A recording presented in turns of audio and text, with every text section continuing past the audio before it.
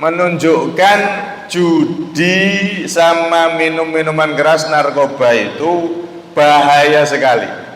Sampai dalam hadis Nabi mengatakan, syaribul khamri ka'abidil wathan, orang yang meminum minuman keras, mabuk, itu seperti penyembah berhala. Maksudnya apa?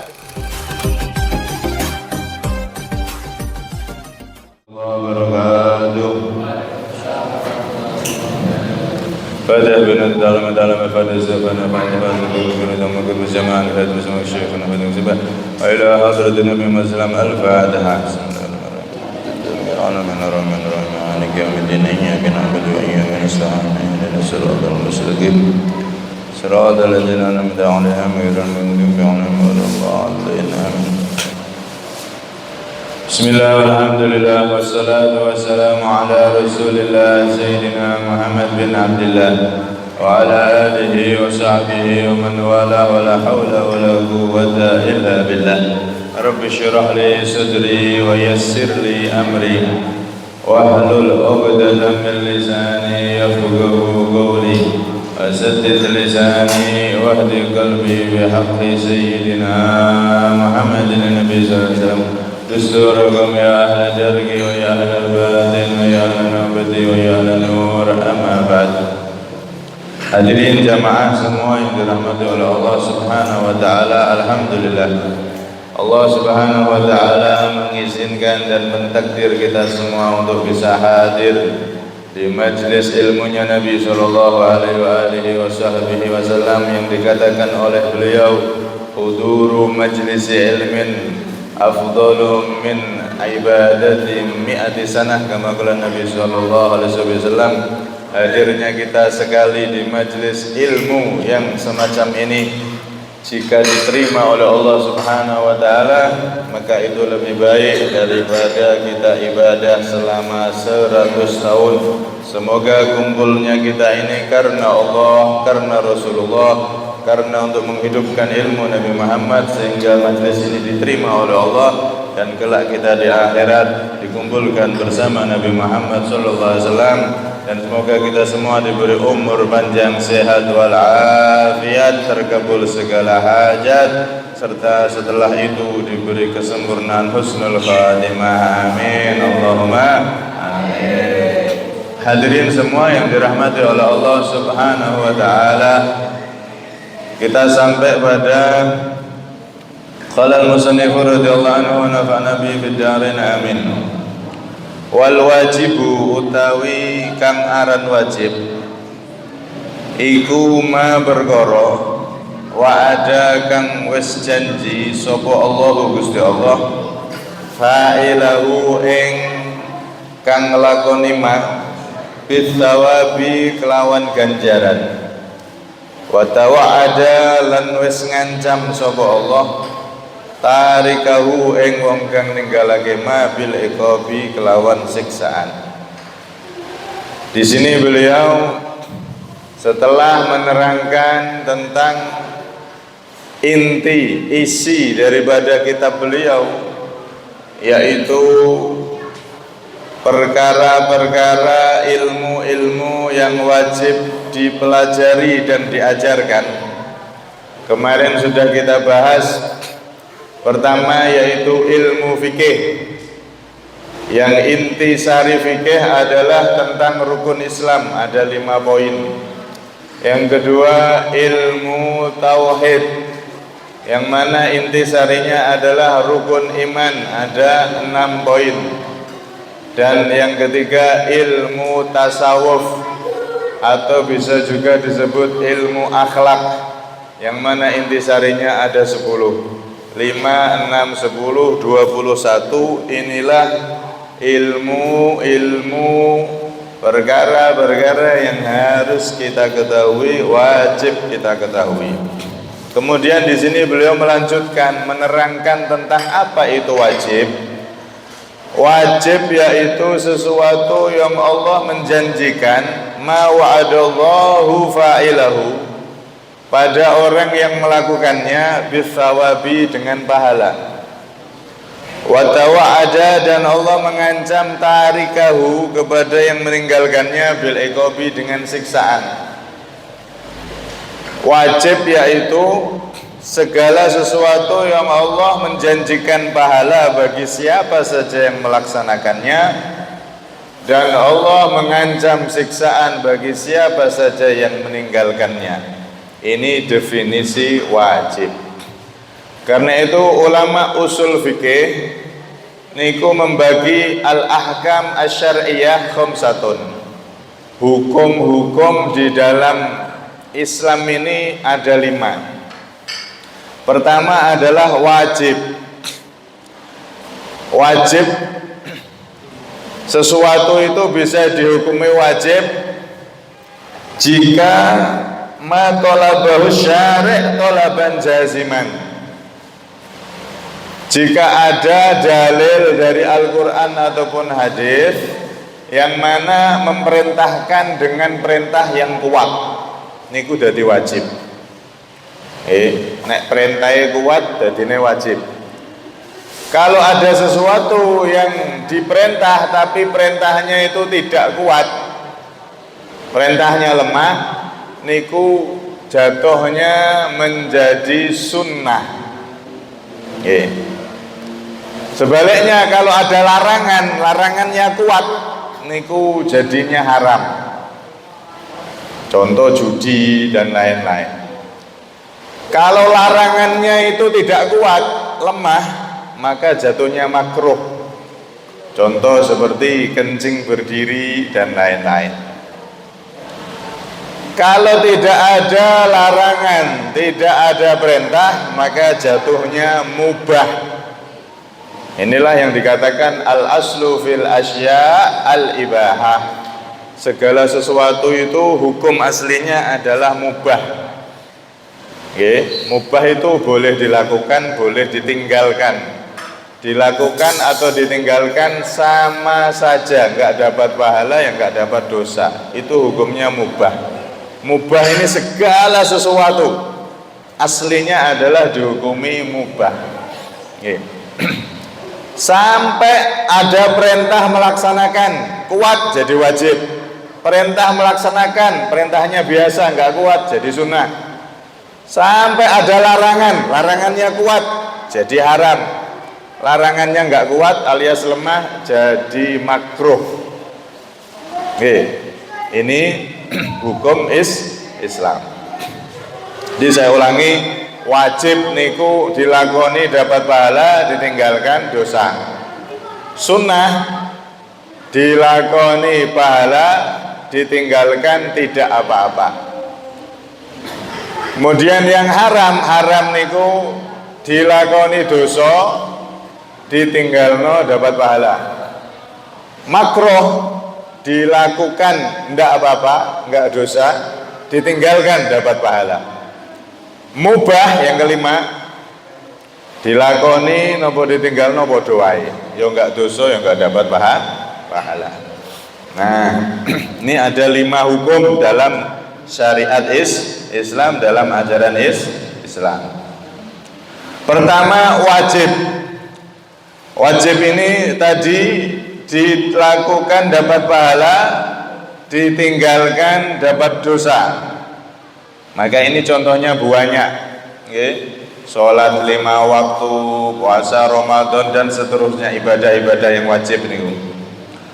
Kemudian yang kedua, sunnah. Ada perintah dari Allah, ada perintah atau perintah dari Rasulullah, cuman perintahnya nggak kuat, jadinya sunnah. Yang sunnah ini juga banyak. Contoh, kita baca Al-Quran, niku sunnah. Kita berzikir, niku sunnah. Dan lain-lain. Kita dianjurkan untuk memperbanyak sunnahnya Nabi Sallallahu Alaihi Wasallam. Kemudian yang ketiga, haram. Haram niku dilakukan dosa, ditinggalkan pahala. Nah niku contohnya banyak. Contohnya banyak maksiat-maksiat, segala bentuk napa niku pelanggaran, melanggar perintah Allah, melanggar Rasulullah, maka itu jatuhnya haram, maksiat, dosa. Dilakukan dapat dosa, ditinggalkan dapat pahala. Contoh yang sekarang lagi marak yang namanya maksiat judi, judi online atau judi langsung offline. Ada lagi mabuk dan seterusnya. Ini jelas-jelas dilarang secara kuat oleh Allah di dalam Al-Quran dan di dalam hadis Nabi SAW. Karena itu Allah Subhanahu Wa Taala di dalam Al-Quran berfirman, ya ayyuhalladzina amanu innamal khamru wal maisiru wal ansabu wal azlamu rijsum min amali syaitan fajtanibuhu la'alakum tuflihun. Wahai orang-orang yang beriman, yang dipanggil oleh Allah ini orang yang beriman, orang yang merasa di hatinya ada iman kepada Allah, iman nanti setelah meninggal itu ada surga, ada neraka.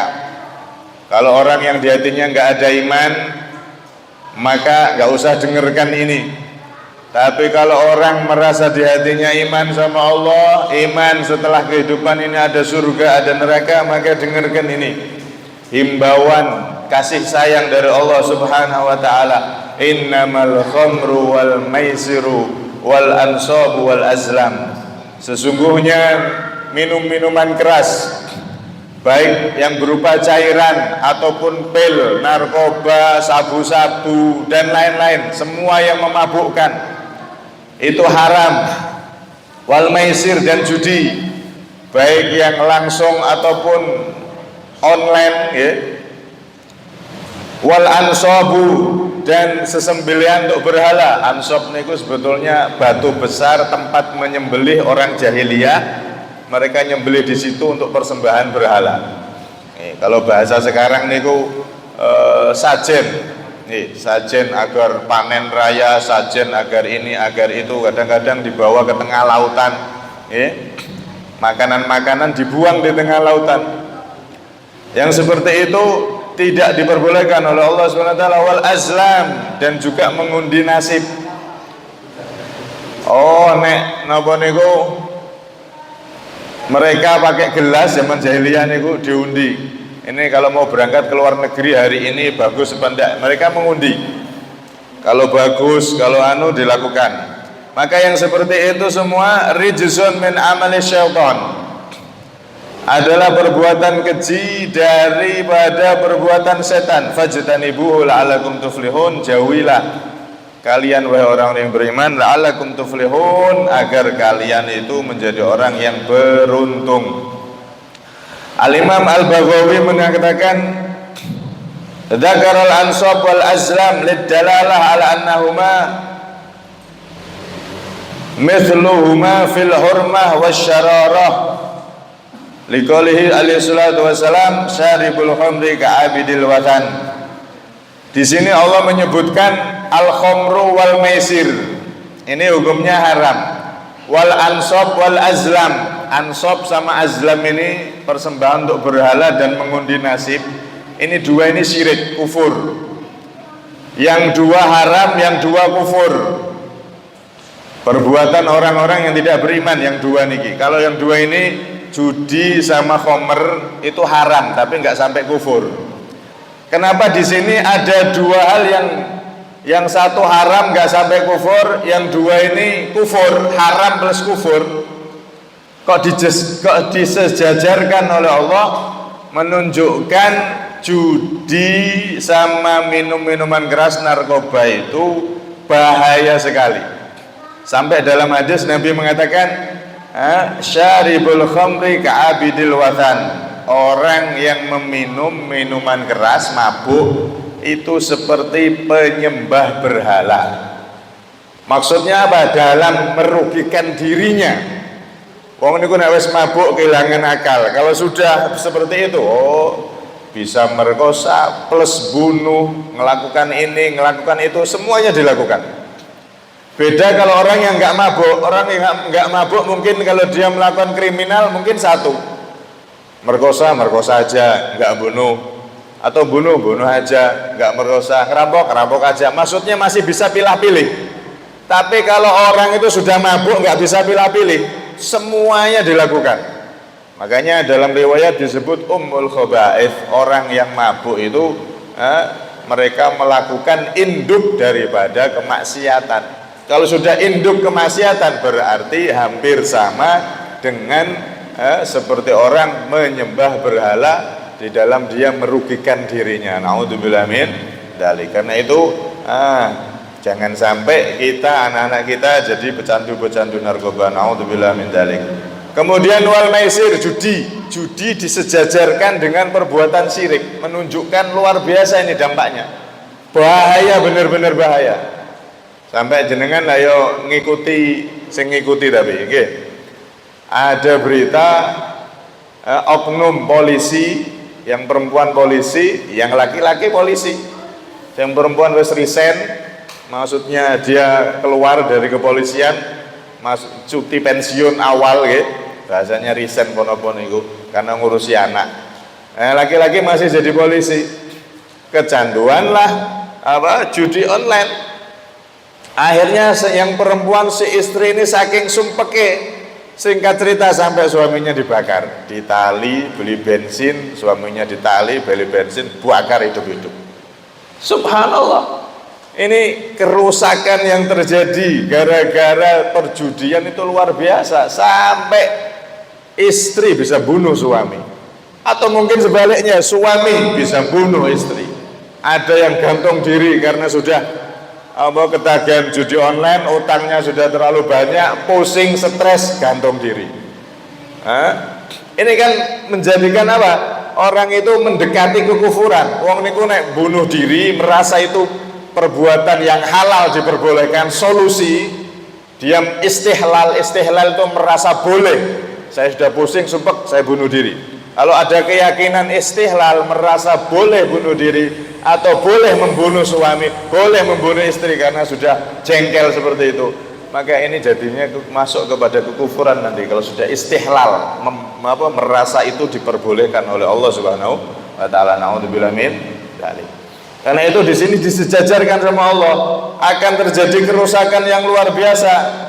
Sampai-sampai di ayat setelahnya, ayat 91, tadi ayat 90, di ayat setelahnya 91 surat Al-Maidah itu Allah Subhanahu wa taala meluruskan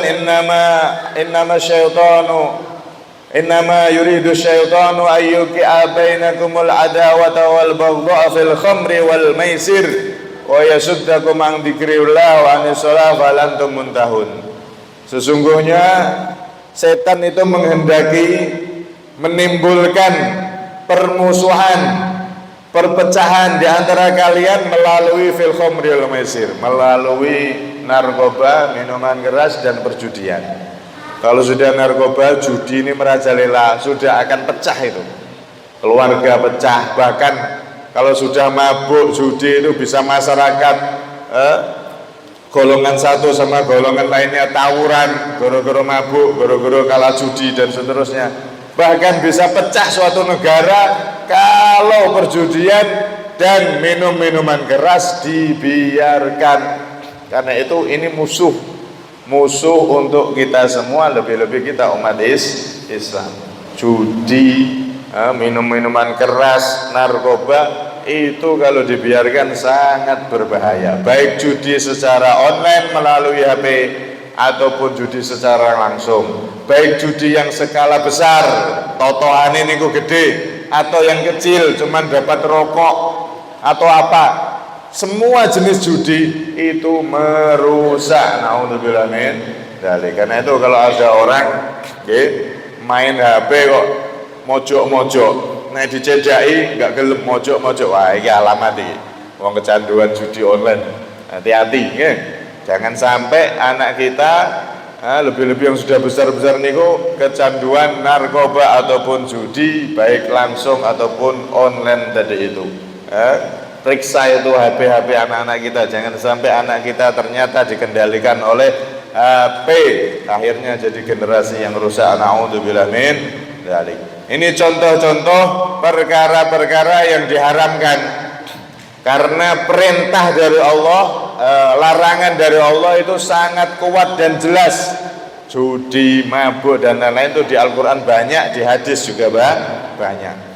Nah, kalau ada larangan tapi nggak kuat, larangan tapi sifatnya itu bukan larangan yang tolaban jaziman, bukan yang kuat, maka jatuhnya makruh. Contoh, ada orang kencing berdiri, itu dilarang oleh Rasulullah, jangan kencing berdiri. Tapi larangannya sifatnya adalah tidak kuat, sehingga larangan itu tidak sampai haram tapi jatuhnya makruh. Makruh ini kenapa tadi? Dilakoni gak apa-apa, tapi kalau ditinggalkan dia dapat pahala. Nek kencing duduk dapat pahala. Di antara lagi kalau kita makan atau minum pakai tangan kanan, niku sunnah. Kalau pakai tangan kiri dilarang oleh Nabi. Ada riwayat hadis yang Nabi melarang jangan makan, jangan minum pakai tangan kanan atau tangan kiri. Cuman larangannya ini tidak kuat. Akhirnya jatuhnya hukum makruh. Makan, minum pakai tangan kiri hukumnya makruh. Begitu juga makan, minum berdiri, walaupun sedikit. Cuman minum sedikit tok, klik sidik tok berdiri, apalagi kok glok makruh. Walaupun satu tetes nek berdiri minum hukumnya makruh. Atau makan cuman sedikit, ulang tahun pas ngadeg mabruk, alfa mabruk dikasih kue satu-satu dijulang, makan sambil berdiri makruh hukumnya. Makanya kemarin kita lihat Habib siapa itu, Habib Muhammad, ketika dikasih kue beliau duduk. Yang satunya Habib, satunya Habib Idin tetap berdiri, mungkin beliau lupa, lali ya sebeda meneh wong lali. Tapi yang beliau satunya beliau duduk, pas dikasih kue makan beliau jongkok duduk. Karena memang makruh makan minum walaupun sedikit sambil berdiri hukumnya makruh. Berarti kalau kita tinggalkan, kita makannya duduk, minumnya duduk, makannya pakai tangan kanan, minumnya pakai tangan kanan, kita dapat pahala karena meninggalkan yang makruh. Sing biasanya repot niku nek mangan soto, mangan soto nek kerupuke, mangane tangan kanan kerupuke. Nah ini makruh itu hukumnya.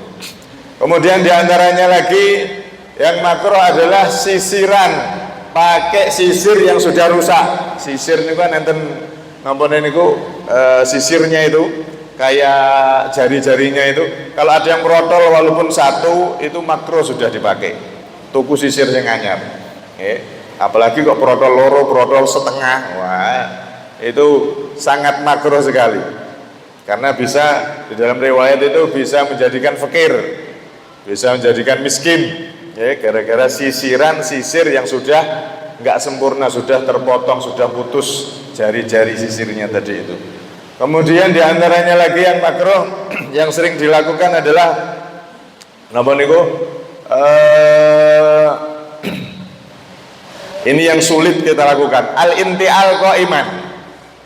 Sulit kita hindari ini. Make sandal berdiri itu makruh sebetulnya hukumnya. Cuman kita orang ini wis angel nglakoni. Jadi pakai sandal itu sunnahnya duduk pakai sandalnya baru berdiri.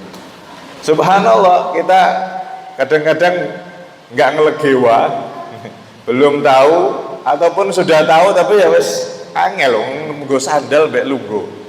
Makanya nek perlu ning omah niku di sebelah pintu kasih bangku. Jadi ning nek pas nggo sandal iso duduk. Ning kene bangkune repot. Apa nek sing awake jumbo ora nek bangku lungguh ndodok sik, waduh. Badannya jumbo, kakean lemak, repot ning nggo sandal duduk ngadeg meneh wong awake abot. Kecuali ada bangkunya, nek pengen ngelakoni sunnah Nabi, bangku disiapkan di sebelah sandal. Nah, itu bisa. Tapi kalau tidak seperti itu agak kesulitan. Teman, aslinya makruh pakai sandal dengan berdiri. Nah, ini diantara hal-hal yang makruh. Kemudian yang makruh ini berusaha kita persedikit dan perbanyak dengan yang sunnah. Perbanyak dengan yang sunnah. Menungso niku ora ya biasane nek gak nglakoni kewajiban, nglakoni maksiat. Nek wis iso mengontrol dua ini, taate wis apik, maksiate iso dijogo, nggih. Maka sisa waktu manusia itu tinggal antara dua ini, makruh atau sunnah. Dan yang ketiga mubah. Makruh, sunnah, mubah. Ini yang tiga hal yang paling banyak menguras waktu kita. Paling akeh ini, paling banyak mubah. Mubah itu pokoknya segala hal yang kita lakukan, nongkrong, ngopi, jagongan, niku hukumnya mubah. Kecuali nek wis ngrasani jadi haram, ngrasani ini haram, nek nongkrong dan itu semuanya mubah. Main HP apa itu semuanya mubah, kecuali nek main HP, main judi online tadi atau delok sing gak kena. Nek main HP netok itu mubah. Karena itu tiga ini waktu kita itu habis untuk tiga ini. Kalau nggak sunnah makruh, kalau nggak makruh mubah. Yang paling banyak nguras waktu kita yang mubah. Banyak waktu 24 jam ini habis dalam kemubahan. Termasuk mubah niku jenengan turu. Tidur itu hukumnya mubah. Cah pondok kakean turu, entek waktune mubah tok, nggak ada sunnah, nggak ada makruh. Karena itu setelah yang wajib kita jaga, yang haram kita jauhi, maka tingkatkan dengan yang sunnah, kurangi yang makruh. Yang makruh itu kalau bisa juga ditinggalkan, dikurangi. Kemudian yang mubah-mubah yang banyak ini kalau bisa jadikan sunnah, jadikan baca Al-Quran jadi sunnah, jadikan baca sholawat, jadikan dzikir, duduk-duduk sambil baca sholawat, duduknya jadi sunnah dan seterusnya. Karena itu intinya di sini segala sesuatu itu aslinya mubah. Mubah itu boleh dilakukan, boleh tidak dapat dosa, nggak dapat pahala. Sampai ada perintah baru jadi wajib kalau kuat. Sampai ada perintah kalau nggak kuat jadi sunnah. Sampai ada larangan jadi haram kalau kuat. Kalau ada larangan yang nggak kuat jadinya makruh. Baru sesuatu ini dihukumi wajib, sunnah, haram, makruh. Itu kalau ada perintah, ada larangan. Begitu. Karena itu di dalam ilmu ushul fikih itu ulama Ahlussunnah Jamaah itu kan menghukumi contoh Maulid Nabi. Maulid Nabi ini hukumnya apa? Merayakan Maulid Nabi itu hukumnya apa? Al aslu fil asya al ibahah. Merayakan hukum Maulid Nabi hukumnya mubah. Sama halnya jenengan ngerayakno ulang tahun anak jenengan, ulang tahun istri jenengan, ulang tahun anniversary pernikahan dan seterusnya. Itu hukumnya mubah. Ulang tahun negara, 17 Agustus misalnya, itu semuanya mubah. Mubah itu boleh dilakukan, boleh tidak. Dilakoni ya gak dapat pahala, ditinggalkan ya nggak dosa. Kemudian yang mubah ini nanti bisa berubah jadi sunnah ataupun wajib ataupun lainnya ataupun dilarang haram. Contoh Maulid Nabi pakai acara dzikir, sholawatan. Oh sholawat itu hukumnya apa? Sunnah, maka jadi sunnah Maulid Nabinya karena isinya sunnah. Tapi kalau Maulid Nabi ternyata joget-jogetan, mabuk-mabukan misalnya dalam rangka Maulid Nabi, joget laki-laki perempuan apalagi mabuk, ya ini walaupun Maulid Nabi acaranya haram hukumnya. Kenapa? Karena isinya haram, tergantung isinya. Jadi sesuatu yang mubah itu kayak wadah itu diisi apa ya sudah sesuai hukum isinya tadi itu. Karena itu Maulid Nabi Muhammad itu bisa jadi sunnah kalau isinya bagus, memperingati Maulid Nabi dengan berzikir, bersolawat, apalagi ada ceramah di situ, thalabul ilmu, mencari ilmu itu wajib, jadi bisa jadi wajib nanti. Kalau memang masyarakat itu nggak pernah cari ilmu kecuali dengan acara Maulid Nabi, maka Maulid Nabi jadi wajib. Kenapa? Agar jadi wadah untuk mencari ilmu, wadah untuk berzikir kepada Allah Subhanahu wa taala, bersolawat kepada baginda Nabi Muhammad sallallahu alaihi wasallam. Hasil intinya di sini hukum dalam Islam itu ada 5. Jadi wajib kalau perintahnya kuat, sunnah kalau perintahnya tidak kuat, haram kalau larangannya kuat, terus kalau larangannya kuat jadi makruh. Kemudian yang kelima kalau nggak ada perintah, nggak ada larangan, niku hukumnya mubah, boleh dilakukan, boleh ditinggalkan, tidak mendapat pahala juga tidak mendapatkan dosa. Wallahu a'lam bishawab. Ini yang dapat disampaikan, semoga jadikan tambahan ilmu untuk kita semua. dan kita semua dijadikan orang-orang yang insya Allah selamat dunia sampai akhirat. Amin Allahumma amin. Kurang lebihnya minta maaf. Hada minni wa lakum. Assalamualaikum warahmatullahi wabarakatuh.